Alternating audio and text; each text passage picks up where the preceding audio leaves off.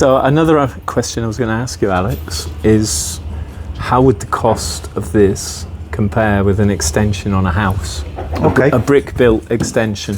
Yeah. Well, the cost and the time frame. Yeah, well, I mean, if you've got a building company... Then Well, yeah, that's the first question. Have you got a good builder? And then, so you know, if you're building an extension, you're going to need plan permission, architects, building control, the whole gamut of everybody getting involved, and you're going to need bricklayers, plasterers, electricians. And I'm a builder. I used to build houses, and we're building a house at present on the coast. But we're struggling to find A builder. Find a builder, one we can trust, because they want paid up front, and then you think, well, how do I know how good you are? And Yeah. it's doing all the work and it's quite difficult. But if an extension's what you need, or what suits your problem best, then probably that's the thing to do. But if your problem is to house your parents, or to work from home, or to house your children, or to have a gymnasium, you know, it being detached from the house is probably a good thing. And that way, and we can build that really fast, you know. Yeah. And we don't take it. So how long would a building this big take? I mean, I don't think we do. As a brick built, say, if somebody decided to have an extension. Well, you're talking months. You're talking 6. You know, the bricklayers, and you get the planning permission, you're getting all the building. But say the planning permission is delayed, and you've secured the time frame for your bricklayer, and then there's a delay, and then the bricklayer starts another job. You know, there's no builder is sitting in a fire engine waiting for you to call. Waiting for your job. Yeah. If you, as a builder, you would like to have 6, 7, 8 months work ahead. And why wouldn't you? Because that's, no builder is sitting around waiting to, you know, like Amazon Prime, waiting for you to phone up and, yep, here we go, and it's on its way. Yeah. So you're already months of delay. And then there's all the first fix of the foundations and the brickwork and then you come across problems, and again you lose that time slot of your plasterer or your electrician or your plumber, or, you know, that they all can't tie together. So doing it is what everybody knows. Building is fraught with difficulty. Yeah. It's not surprising, and what these do is they take away that uncertainty, that stress, and maybe certain people quite enjoy that control and that stressful environment. But most people I've ever met don't. And the other thing with the costs of an extension is that you obviously start out with the budget. Didn't you say Tom did a build last year? He quoted the guy in January, and then with inflation, by the time he'd finished it at the end of the year, Tom lost money. Yeah.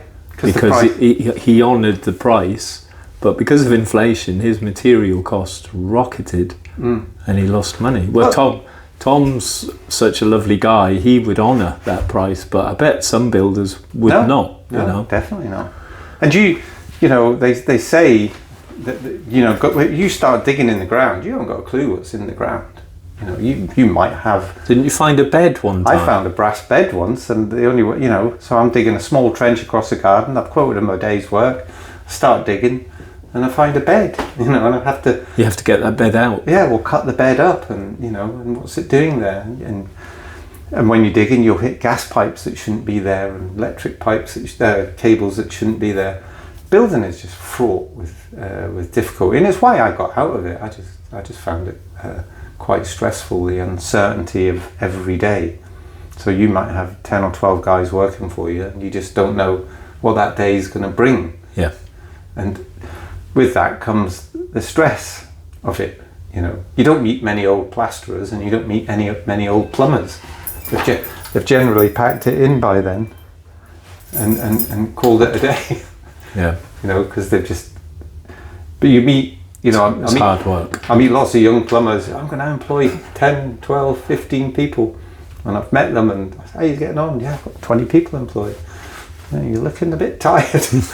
Then you see them a couple of years later, and how are you getting on? Oh, it's just me and my mate now. I've got rid of them all.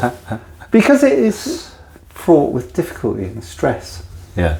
It's the uncertainty, isn't Yeah. it? And that is the beauty of this.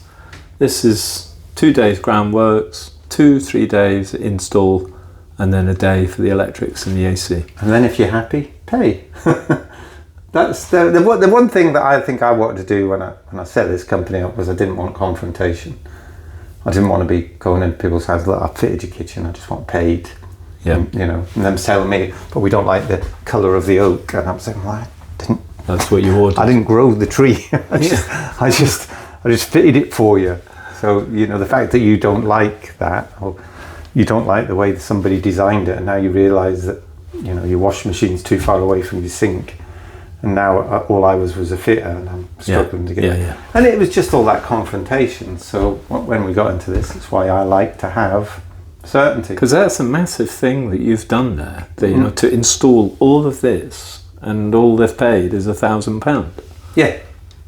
And then they don't pay until it's installed. Yeah, we're not. That's just, there's nobody in the building industry does that. No, and then if you're not happy with the studio, it doesn't happen. If you're not happy with the studio, we'd take it away. Yeah. We'd give you all your money back. Yeah. If we don't do what we say, but then the other thing is, then we don't employ bricklayers, plasterers, plumbers, electricians, ground workers. We don't employ any of them teams. We took our guys and we train them to build this garden studios. Then we take care of them. We pay them well, make sure if they're staying away, they stay in a nice hotel. We make sure they eat a nice meal, and we make sure they get back to their wives. Yeah. You know, one of the things that I used to do in the building industry was, I remember on a Monday morning, if I was building a house, you'd turn up and 25% of your staff weren't there. They'd been made a better offer over the weekend or something. Because if you were building an extension, you were quoting against everybody else. So the price, you had to be competitive, which is understandable. Yeah. And there was no savings to be made in economies, because you were just going to build the same as everybody else. Yeah. But with what we do here, we make the economies in the factory. Yeah. So therefore, reassuringly for the customer, the guys that are turning up on Monday morning or whatever day it is, we look after them well. They're highly motivated, aren't Yeah, they? so they'll look after you. They're not going to turn, oh, don't want to be here. They turn up. You know, we always say that, don't we, on a Monday? It's amazing that 17 guys went to work this morning, all over the country, fitting garden studios. And we're not worried about it. Because they always turn up. Yeah. But when I was a builder, I'd turn up and think, well, how many people are not here? The other thing with, well, you did many years ago, you built the extension on my house. And the thing was, you'd turn up on a day, but you wouldn't have the bits or the parts.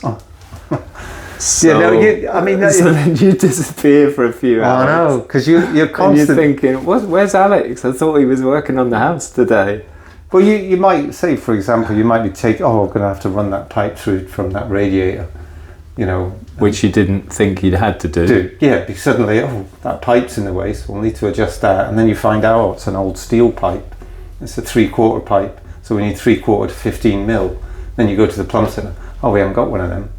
Oh, if we don't get one of them, we can't continue. Yeah. And it was constantly, the architect's drawing, you measure it and then find, actually, you said a 762 door was going to go in there, but by the time he hasn't taken into account this and that, so this was when we were doing refurbish work. Right. Obviously, on a new build, you would hope that everything's made to measure. But it's a joke that I always have with when people ask me for drawings. You'd go onto a building site and you work into this drawing, and you're on drawing number 233 because all the changes that are constantly happening to that drawing. Yeah. So then you're making, you're constantly compromising on the design. But all our compromising's been done because we've designed it. Yeah. We know it works. This took 24 years to arrive at this. Yeah, we know all the parts linked together. We know they all work. We know that the best place for the fridge is there. We know the best place for the bed is there. We know the best place bathroom is there. We know how to do the drainage. We know the flows. We know everything about it. But if you're building an extension, you build it. That certainty isn't there. Yeah, and then you realise, I tell you what, I wish I'd put the washing machine over there, and I wish I'd put the French doors here, and I wish I'd put the French doors there. The trouble is that we've done that in the past.